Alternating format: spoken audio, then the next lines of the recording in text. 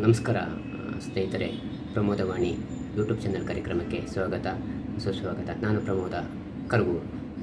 ಸ್ನೇಹಿತರೆ, ಇವತ್ತಿನ ಈ ಒಂದು ಪುಟ್ಟ ವಿಡಿಯೋ ಕಾರ್ಯಕ್ರಮದಲ್ಲಿ ನಮ್ಮ ಭಾರತದ ಹವಾಮಾನ ಸ್ಥಿತಿಗತಿಗಳು ಹಾಗೆ ಕರ್ನಾಟಕದ ಹವಾಮಾನ ಸ್ಥಿತಿಗತಿಗಳು ಈ ಒಂದು ವಿಷಯಕ್ಕೆ ಸಂಬಂಧಪಟ್ಟಂತೆ ಮಾತನಾಡ್ತೀನಿ. ಕಾರ್ಯಕ್ರಮ ಇಷ್ಟ ಆದರೆ ಶೇರ್ ಮಾಡಿ, ಲೈಕ್ ಮಾಡಿ, ಹಾಗೆ ಕಾಮೆಂಟ್ಸ್ ಮಾಡಿ. ಸ್ನೇಹಿತರೆ, ಇವತ್ತು ಜುಲೈ ತಿಂಗಳ 15ನೇ ತಾರೀಕು, ಅಂದರೆ ಮಾನ್ಸೂನ್ ಮಾರುತಗಳು ದೇಶವನ್ನು ಪ್ರವೇಶ ಮಾಡಿ 1.5 ತಿಂಗಳು ಕಳೆದರೂ ಕೂಡ ಅಷ್ಟೊಂದು ಸಮಾಧಾನಕರ ರೀತಿಯಲ್ಲಿ ಮುಂಗಾರು ಮಾರುತಗಳು ಆ್ಯಕ್ಟಿವ್ ಆಗಿಲ್ಲ.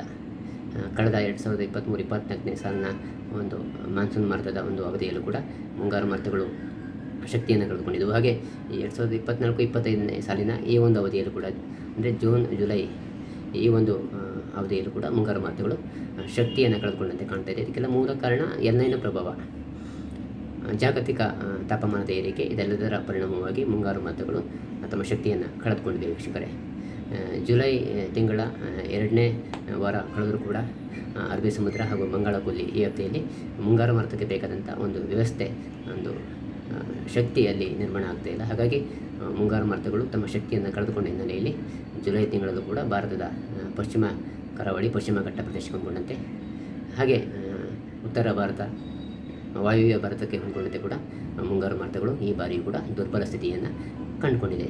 ಮುಂದಿನ 2-3 ದಿನಗಳಲ್ಲಿ, ಅಂದರೆ ಮುಂದಿನ 16, 17, 18, 19 ಈ ಒಂದು ಆಸ್ಪಾಸ್ನಲ್ಲಿ ದೇಶದ ಹವಾಮಾನ ಸ್ಥಿತಿಗತಿ ಹೇಗಿರ್ಬೋದು ಅನ್ನೋ ಕುರಿತು ನಿಮಗೆ ನಾನು ಮಾಹಿತಿಯನ್ನು ಕೊಡ್ತೀನಿ.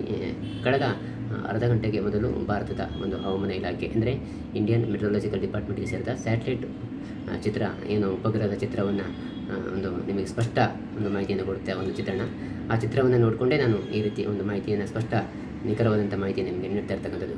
ಸ್ನೇಹಿತರೆ, ನೀವಿಲ್ಲಿ ಗಮನಿಸ್ಬೋದು, ಭಾರತೀಯ ಹವಾಮಾನ ಇಲಾಖೆಗೆ ಸೇರಿದಂಥ ಉಪಗ್ರಹ ಚಿತ್ರವನ್ನು ನಿಮಗೆ ತೋರಿಸ್ತೀನಿ. ಏನೆಲ್ಲ ಹವಾಮಾನದಲ್ಲಿ ಬದಲಾವಣೆ ಆಗ್ತಾಯಿದೆ, ಎಲ್ಲೆಲ್ಲಿ ಮಳೆಯಾಗ್ಬೋದು, ಅರಬ್ಬಿ ಸಮುದ್ರ, ಬಂಗಾಳ ಕೊಲ್ಲಿ ಈ ವ್ಯಾಪ್ತಿಯಲ್ಲಿ ಮುಂಗಾರು ಮಾರುತಗಳು ಯಾವ ಒಂದು ಹಂತದಲ್ಲಿದೆ ಅನ್ನೋದನ್ನು ನೀವಿಲ್ಲಿ ಗಮನಿಸ್ಬೋದು. ಸ್ನೇಹಿತರೆ, ಕರ್ನಾಟಕದ ರೈತರು ಭಾಳ ನಿರೀಕ್ಷೆಯನ್ನು ಇಟ್ಕೊಂಡಿದ್ದೀರಿ.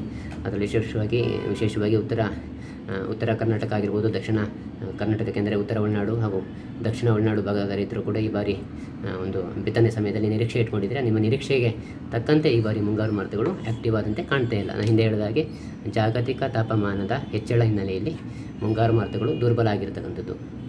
ಸ್ನೇಹಿತರೆ, 16, 17, 18 ಅಂದರೆ ಇನ್ನೊಂದು 2-3 ದಿನಗಳ ಅಂತರದಲ್ಲಿ ಭಾರತದ ಪಶ್ಚಿಮ ಕರಾವಳಿ ತೀರ ಪ್ರದೇಶಕ್ಕೆ ಹೊಂದಿಕೊಂಡಂತೆ ಈ ಒಂದು ಭಾಗದಲ್ಲಿ ನಾನು ಪೆನ್ಸಿಲ್ನಲ್ಲಿ ಮಾರ್ಜಿನ್ ಮಾಡ್ತಾಯಿದ್ದೀನಿ. ಅರಬ್ಬಿ ಸಮುದ್ರದಲ್ಲಿ ಒಂದು ಹವಾಮಾನ ಸ್ಥಿತಿಯಲ್ಲಿ ಬದಲಾವಣೆ ಆಗಿರ್ತಕ್ಕಂಥದ್ದನ್ನು ಗಮನಿಸ್ಬೋದು.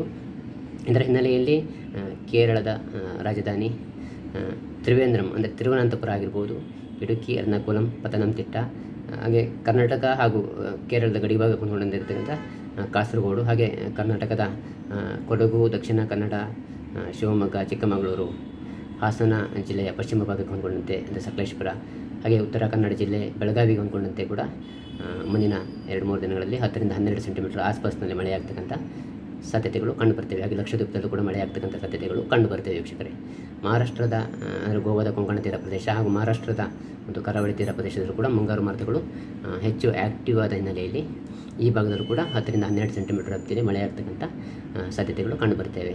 ಸಿಂಧುದುರ್ಗ, ರಾಯಗಢ, ಹಾಗೆಯೇ ನಾಸಿಕ್ ಆಗಿರ್ಬೋದು, ಪುಣೆ ಆಗಿರ್ಬೋದು, ಹಾಗೆ ಮುಂಬೈ ನಗರ ಸುತ್ತಮುತ್ತ ದಿಯು ದಮನ್ ಆಗಿರ್ಬೋದು, ಈ ವ್ಯಾಪ್ತಿಯಲ್ಲೂ ಕೂಡ ಮಳೆಯಾಗ್ತಕ್ಕಂಥ ಸಾಧ್ಯತೆಗಳು ಕಂಡುಬರ್ತವೆ. ಹಾಗೆ ನವಸಾರಿ, ಗುಜರಾತ್ನ ನವಸಾರಿ, ಜುನಾಗಢ, ಹಾಗೆಯೇ ಸೋಮನಾಥಕ್ಕೆ ಹೊಂದ್ಕೊಂಡಂತೆ ಕೂಡ ಮಳೆಯಾಗ್ತಕ್ಕಂಥ ಸಾಧ್ಯತೆಗಳು, ಹಾಗೆ ಭುಜ್ ಆಗಿರ್ಬೋದು, ಕಚ್ಚು, ಈ ರಣ್ಣ ಹಾಗೂ ಈ ವ್ಯಾಪ್ತಿಯಲ್ಲೂ ಕೂಡ ಮಳೆಯಾಗ್ತಕ್ಕಂಥ ಸಾಧ್ಯತೆಗಳು ಕಂಡುಬರ್ತವೆ. ಆದರೆ ಗುಜರಾತ್ನ ಅಹಮದಾಬಾದ್ನಲ್ಲೂ ಕೂಡ ಮಳೆಯಾಗ್ತಕ್ಕಂಥ ಸಾಧ್ಯತೆಗಳು ಕಂಡುಬರ್ತವೆ. ಭಾರತ ಪಾಕಿಸ್ತಾನ ಗಡಿಭಾಗ ಹೊಂದ್ಕೊಂಡಿದ್ದು ಕೂಡ ಮುಂಗಾರು ಮಾರುತಗಳು ಹೆಚ್ಚು ಆ್ಯಕ್ಟಿವ್ ಆಗಿರ್ತಕ್ಕಂಥದ್ದನ್ನು ನೀವು ನೋಡ್ಬೋದು.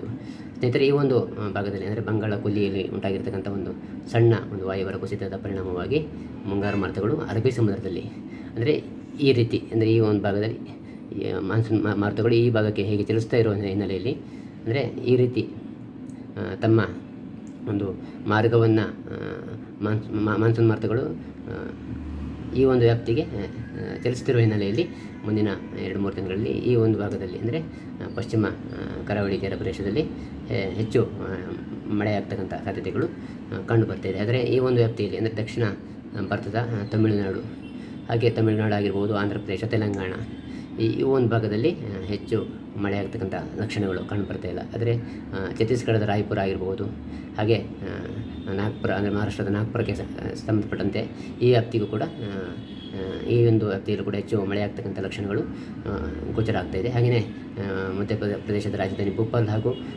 ಸುತ್ತಮುತ್ತ ಕೂಡ ಮಳೆಯಾಗ್ತಕ್ಕಂಥ ಲಕ್ಷಣಗಳು ಕಂಡುಬರ್ತಿದೆ ವೀಕ್ಷಕರೇ. ಆದರೆ ದೆಹಲಿ ಅಂದರೆ ಉತ್ತರ ಭಾರತದ ಕಡೆಗೆ ನಾವು ನೋಡೋದಾದರೆ ದೆಹಲಿ ಸುತ್ತಮುತ್ತ ಇರ್ತಕ್ಕಂಥ ಹಿಮಾಚಲ ಪ್ರದೇಶ ಆಗಿರ್ಬೋದು, ಪಂಜಾಬ್, ಹರಿಯಾಣ ಆಗಿರ್ಬೋದು, ಈ ವ್ಯಾಪ್ತಿಯಲ್ಲಿ ಹೆಚ್ಚು ಮಳೆಯಾಗ್ತಕ್ಕಂಥ ಸಾಧ್ಯತೆಗಳು ಕಂಡುಬರ್ತಾ ಇಲ್ಲ. ಹಾಗೆ ಜಮ್ಮು ಮತ್ತು ಕಾಶ್ಮೀರ ಅಂದರೆ ಭಾರತ ಮತ್ತು ಪಾಕಿಸ್ತಾನ ಗಡಿ ಭಾಗಕ್ಕೆ ಇರ್ತಕ್ಕಂಥ ಮುಜಾಫರಾಬಾದ್ ಆಗಿರ್ಬೋದು, ಶ್ರೀನಗರ ಆಗಿರ್ಬೋದು, ಹಾಗೆಯೇ ಲಡಾಖ್ ಆಗಿರ್ಬೋದು, ಈ ವ್ಯಾಪ್ತಿಯಲ್ಲೂ ಕೂಡ ಹೆಚ್ಚು ಬದಲಾವಣೆಗಳು ಕಂಡು ಬರ್ತಾ ಇಲ್ಲ. ಉತ್ತರ ಪ್ರದೇಶ ನೋಡಿ, ಈ ಭಾಗದಲ್ಲಿ ಉತ್ತರ ಪ್ರದೇಶ ಆಗಿರ್ಬೋದು, ಬಿಹಾರ ಈ ಆಸ್ಪಾಸ್ನಲ್ಲಿ ಕೂಡ ಹೆಚ್ಚಿನ ಒಂದು ಬದಲಾವಣೆಯನ್ನು ನಿರೀಕ್ಷೆ ಮಾಡುವಂತಿಲ್ಲ. ಭಾರತ ನೇಪಾಳ ಗಡಿ ಭಾಗಕ್ಕೆ ಹೊಂದ್ಕೊಂಡಂತೆ ಕೂಡ ಒಂದಷ್ಟು ಮಳೆಯಾಗ್ತಕ್ಕಂಥ ಲಕ್ಷಣಗಳು ಕಂಡು ಬರ್ತಿದೆ. ಹಾಗೆಯೇ ಪೂರ್ವೋತ್ತರ ಭಾರತಕ್ಕೆ ಹೊಂದ್ಕೊಂಡಂತೆ ನೋಡಿ, ಈ ಭಾಗದಲ್ಲಿ ಅಗರ್ತಲಾ ಅಂದರೆ ತ್ರಿಪುರ, ಹಾಗೆಯೇ ಮಣಿಪುರ, ಹಾಗೆಯೇ ಸಿಕ್ಕಿಂ ಗಡಿ ಭಾಗಕ್ಕೆ ಹೊಂದ್ಕೊಂಡಂತೆ ಕೂಡ ಮಳೆ ಆಗ್ತಕ್ಕಂಥ ಲಕ್ಷಣಗಳು ಕಂಡು ಬರ್ತಿದೆ ವೀಕ್ಷಕರೇ. ಮುಂದಿನ ಒಂದು 2-3 ದಿನಗಳಲ್ಲಿ ಈ ವ್ಯಾಪ್ತಿಯಲ್ಲಿ ಅಂದರೆ ಒರಿಸ್ಸಾದ ರಾಜಧಾನಿ ಭುವನೇಶ್ವರ ವ್ಯಾಪ್ತಿಯ ಅಂದರೆ ವಿಶಾಖಪಟ್ಟಣ ಅಂದರೆ ಆಂಧ್ರ ಪ್ರದೇಶದ ವಿಶಾಖಪಟ್ಟಣ ಈ ವ್ಯಾಪ್ತಿಯಲ್ಲೂ ಕೂಡ ಒಂದಷ್ಟು ಮಳೆ ಆಗ್ತಕ್ಕಂಥ ಲಕ್ಷಣಗಳು ಸಾಧ್ಯತೆಗಳು ಕಂಡು ಬರ್ತಿದೆ. ಆದರೆ ನಮ್ಮ ಕರ್ನಾಟಕದ ಬೆಂಗಳೂರು ಅಂದರೆ ಈ ಭಾಗದಲ್ಲಿ ಅಂದರೆ ಕರ್ನಾಟಕದ ದಕ್ಷಿಣ ಭಾಗಕ್ಕೆ ಹೊಂದ್ಕೊಂಡಂತೆ ಬೆಂಗಳೂರು ನಗರ ಸುತ್ತಮುತ್ತ ಇರ್ತಕ್ಕಂಥ ಕೋಲಾರ, ಚಿಕ್ಕಬಳ್ಳಾಪುರ, ಹಾಗೆ ದೊಡ್ಡಬಳ್ಳಾಪುರ, ಚಿತ್ರದುರ್ಗ, ತುಮಕೂರು, ಮಂಡ್ಯ, ಮೈಸೂರು, ಹಾಸನ ಜಿಲ್ಲೆಯ ಒಂದು ವ್ಯಾಪ್ತಿಯಲ್ಲಿ ಹಗುರ ಪ್ರಮಾಣದಲ್ಲಿ ಮಳೆ ಆಗ್ತಕ್ಕಂಥ ಸಾಧ್ಯತೆಗಳು ಅಂದರೆ 16, 17, 18, 19 4 ದಿನಗಳ ಅಂತರದಲ್ಲಿ ಈ ಭಾಗದಲ್ಲಿ ಆಗಾಗ ಸಣ್ಣ ಪ್ರಮಾಣದಲ್ಲಿ ಮಳೆ ಆಗ್ತಕ್ಕಂಥ ಸಾಧ್ಯತೆಗಳು ಕಂಡು ಬರ್ತವೆ ವೀಕ್ಷಕರೇ. ಕಲ್ಯಾಣ ಕರ್ನಾಟಕ ಭಾಗ ಹೊಂದ್ಕೊಂಡಿದ್ದು ಕೂಡ ಅದರಲ್ಲಿ ಹಗುರ ಮಳೆ ಆಗ್ತಕ್ಕಂಥ ಸಾಧ್ಯತೆ ಇದೆ. ಮಧ್ಯ ಕರ್ನಾಟಕದಲ್ಲಿ ಯಾವುದೇ ವಿಶೇಷ ಬದಲಾವಣೆ ಅಲ್ಲಿ ಕಂಡುಬರುವುದಿಲ್ಲ ಸ್ನೇಹಿತರೆ. ಮುಂದಿನ ದಿನಗಳಲ್ಲಿ ನಾವು ಕಾದು ನೋಡೋಣ. ಏಕೆಂದರೆ ಈಗಾಗಲೇ ಮುಂಗಾರು ಮಾರುತಗಳು ಭಾರತವನ್ನು 1.5 ತಿಂಗಳು ಕಳೆದರೂ ಕೂಡ ಇನ್ನೂ ಕೂಡ ಹೆಚ್ಚು ಪ್ರಮಾಣದಲ್ಲಿ ನಾವು ಏನು ನಿರೀಕ್ಷೆಯನ್ನು ಅಂದರೆ ಭಾರತೀಯ ಹವಾಮಾನ ಇಲಾಖೆ ನಿರೀಕ್ಷೆಯನ್ನು ಮಾಡಿದ್ದು ಅವರ ನಿರೀಕ್ಷೆಗೆ ತಕ್ಕಂತೆ ಮಳೆಯಾದಂಥ ಒಂದು ಲಕ್ಷಣಗಳು ಕಂಡು ಬರ್ತಾ ಇಲ್ಲ. ಹಾಗೆಯೇ ಆಗಸ್ಟ್ ಹಾಗೂ ಸೆಪ್ಟೆಂಬರ್ ತಿಂಗಳಲ್ಲಿ ಮಾನ್ಸೂನ್ ಮಾರುತಗಳು ಹೇಗಿರ್ಬೋದು, ಎಲ್ಲೇನೋ ಪ್ರಭಾವ ಸೆಪ್ಟೆಂಬರ್ ವೇಳೆಗೆ ಅಂತ್ಯ ಆಗ್ತಿರೋ ಹಿನ್ನೆಲೆಯಲ್ಲಿ ಮುಂದಿನ ದಿನಗಳಲ್ಲಿ ಏನಾದರೂ ಮುಂಗಾರು ಮಾರುತಗಳು ಹೆಚ್ಚು ಆ್ಯಕ್ಟಿವ್ ಆಗ್ಬೋದಾ, ಸುಧಾರಿಸ್ಕೊಳ್ಬೋದಾ ಅನ್ನೋ ಒಂದು ನಿರೀಕ್ಷೆಯನ್ನು ಕೂಡ ನಾವು ಇಟ್ಕೊಂಡಿದ್ದೀವಿ. ಆದರೆ ಎಲ್ಲದಕ್ಕೂ ಕಾಲವೇ ಉತ್ತರಿಸಬೇಕು. ಏಕೆಂದರೆ ಜಾಗತಿಕ ತಾಪಮಾನ ಅಂದರೆ ಭೂಮಿಯ ಉಷ್ಣತೆ ದಿನೇ ದಿನೇ ಹೆಚ್ಚಾಗ್ತಾ ಇರ್ತಕ್ಕಂಥದ್ದು, ಪರಿಸರದ ಮೇಲೆ ಮನುಷ್ಯನ ಹಸ್ತಕ್ಷೇಪ, ಎಲ್ಲೆಂದರಲ್ಲಿ ನಗರಗಳನ್ನು ನಿರ್ಮಾಣ ಮಾಡ್ತಕ್ಕಂಥದ್ದು, ಹಾಗೆ ಜಲಾಶಯಗಳನ್ನು ನಿರ್ಮಾಣ ಮಾಡ್ತಕ್ಕಂಥದ್ದು, ಹೆಚ್ಚಾಗ್ತಿರ್ತಕ್ಕಂಥ ಕೈಗಾರಿಕೆಕರಣ, ಹಾಗೆಯೇ ಮನುಷ್ಯನ ಒಂದು ಪ್ರಕೃತಿಯ ಮೇಲಿನ ಹಸ್ತಕ್ಷೇಪದಿಂದಾಗಿ ಮಾನ್ಸೂನ್ ಮಾರುತಗಳಾಗಿರ್ಬೋದು, ಈ ರೀತಿ ಜಾಗತಿಕ ಮಟ್ಟದಲ್ಲಿರ್ತಕ್ಕಂಥ ಮಳೆಯ ಮಾರುತಗಳು ಏರ್ಪೇರು ಆಗ್ತಾ ಇರ್ತಕ್ಕಂಥದ್ದು ವೀಕ್ಷಕರೇ.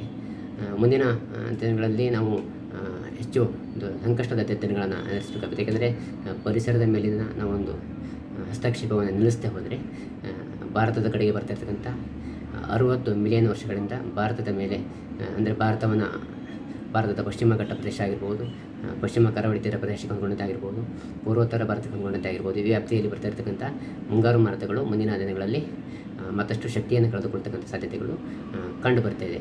ಅಂದರೆ ನಮ್ಮ ಭಾರತದ ಕೃಷಿ ವ್ಯವಸ್ಥೆ, ನಮ್ಮ ದೇಶದ ಆರ್ಥಿಕ ವ್ಯವಸ್ಥೆ ಮೇಲೆ ಹೆಚ್ಚು ಅವಲಂಬಿತ ಆಗಿರ್ತಕ್ಕಂಥ ಮುಂಗಾರು ಮಾರುತಗಳು ದಿನೇ ದಿನೇ ತಮ್ಮ ಸಾಮರ್ಥ್ಯವನ್ನು ಕಳೆದುಕೊಳ್ತಾಯಿವೆ. ಇದಕ್ಕೆಲ್ಲ ಕಾರಣ ಮನುಷ್ಯನ ಹಸ್ತಕ್ಷೇಪ.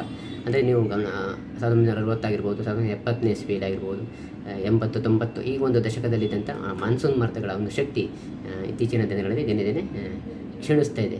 ಎಲ್ಲೇನೋ ಅಂತ ನಾನು ಹೇಳ್ತಾ ಇದ್ದೆ ಹಿಂದೆ ಕೂಡ. ಎಲ್ಲೇನೋ ಅಂದರೆ ಜಾಗತಿಕ ತಾಪಮಾನ ಹಾಗೂ ಉಷ್ಣತೆಯ ಒಂದು ಹೆಚ್ಚಳದಿಂದಾಗಿ ಕೂಡ ಎಲ್ಲೇನೋ ಕೂಡ ತನ್ನ ಒಂದು ಎಲ್ಲೇನೋ ಆಗಿರ್ಬೋದು, ಲಾನೈನೋ ಆಗಿರ್ಬೋದು, ಇದು ಕೂಡ ತನ್ನ ಒಂದು ನಿಯಂತ್ರಣವನ್ನು ಕಳೆದುಕೊಂಡಿರ್ತಕ್ಕಂಥದ್ದು. ಹಾಗಾಗಿ ಅಪರೂಪಕ್ಕೊಮ್ಮೆ ಅಂದರೆ 25 ವರ್ಷದಲ್ಲಿ 2 ಬಾರಿ ಇಲ್ಲ 3 ಬಾರಿ ಕಾಣಿಸ್ತಾ ಇದ್ದಂಥ ಒಂದು ಹವಾಮಾನ ವೈಪರೀತ್ಯ ಇತ್ತೀಚಿನ ದಿನಗಳಲ್ಲಿ ದಿನೇ ದಿನೇ ಹೆಚ್ಚಾಗ್ತಾ ಇರ್ತಕ್ಕಂಥದ್ದು ಭೂಮಿಯ ಮೇಲೆ ಮನುಷ್ಯನ ಹಸ್ತಕ್ಷೇಪ ಇದಕ್ಕೆಲ್ಲ ಕಾರಣ. ಕಾದು ನೋಡೋಣ ಮುಂದಿನ ದಿನಗಳಲ್ಲಿ ಮುಂಗಾರು ಮಾರುತಗಳು ಏನಾದರೂ ಹೆಚ್ಚಾಗಿ ತಮ್ಮ ಒಂದು ಶಕ್ತಿಯನ್ನು ಹೆಚ್ಚಿಸ್ಕೊಳ್ಬೋದಾ, ಮುಂದಿನ ದಿನಗಳಲ್ಲಿ ಕರುಣೆಯನ್ನು ತೋರ್ಬೋದಾ ಅನ್ನೋದು ಕಾದು ನೋಡೋಣ ವೀಕ್ಷಕರೇ. ಮುಂದಿನ ಒಂದು ವಿಡಿಯೋ ಕಾರ್ಯಕ್ರಮದಲ್ಲಿ ಮತ್ತೆ ನಿಮ್ಮನ್ನು ಭೇಟಿ ಆಗ್ತೀನಿ. ಧನ್ಯವಾದಗಳು ವೀಕ್ಷಕರೇ, ನಮಸ್ಕಾರ.